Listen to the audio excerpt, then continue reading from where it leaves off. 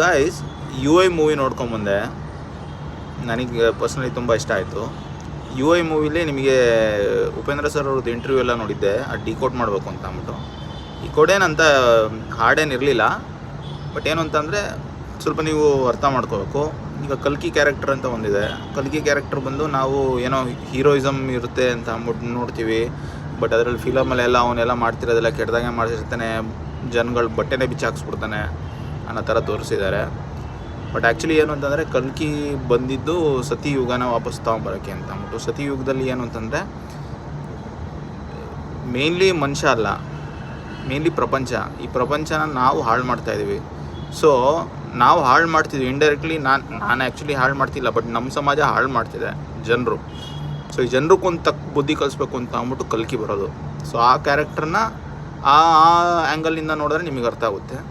ಇನ್ನೊಂದು ಸತ್ಯ ಅಂತ ಅಂದ್ಬಿಟ್ಟು ಒಂದು ಕ್ಯಾರೆಕ್ಟರ್ ಇದೆ, ಅದು ಬಂದು ನಮ್ಮೊಳಗಿನ ಸತ್ಯ, ಅಂದರೆ ನಾವು ಯಾರು. ಅದರಲ್ಲಿ ನಿಮಗೆ ಸ್ವಲ್ಪ ಕನ್ಫ್ಯೂಷನ್ ಕಾಣುತ್ತೆ, ನಾವೆಲ್ಲೋ ಇದರಲ್ಲಿದ್ದೀವಿ, ಅದರಿಂದ ಆಚೆ ಹೆಂಗೆ ಬರ್ತೀವಿ ಅಂತ ಅಂದ್ಬಿಟ್ಟು.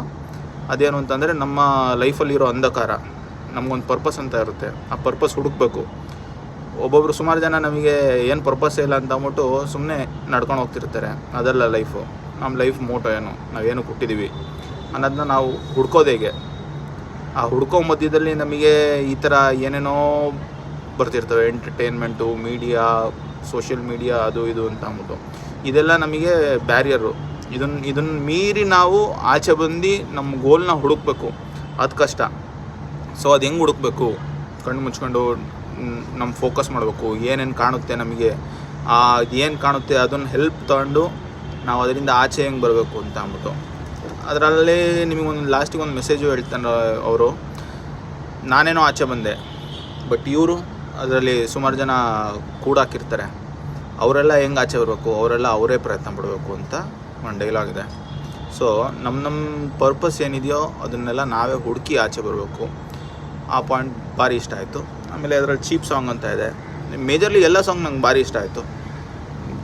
ಎಂಟರ್ಟೈನಿಂಗ್ ಆಗೂ ಇದೆ, ಕಾಮಿಡಿ ಆಗೂ ಇದೆ. ಆಮೇಲೆ ಓವರಾಲ್ ಸೂಪರ್ ಆಗಿದೆ ಮೂವಿ. ಆಮೇಲೆ ಉಪೇಂದ್ರ ಸರ್ ಅವರು ಜನಗಳಿಗೋಸ್ಕರ ಇಷ್ಟೊಂದು ಮೆಸೇಜ್ ಕೊಡ್ತಿದ್ದಾರೆ.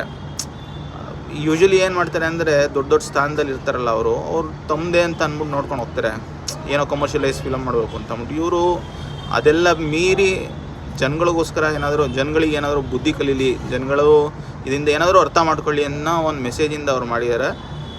ಅದು ಹ್ಯಾಟ್ಸ್ ಆಫ್ ಟು ಉಪೇಂದ್ರ ಅವರು. ತುಂಬ ದೊಡ್ಡ ಗುಣ.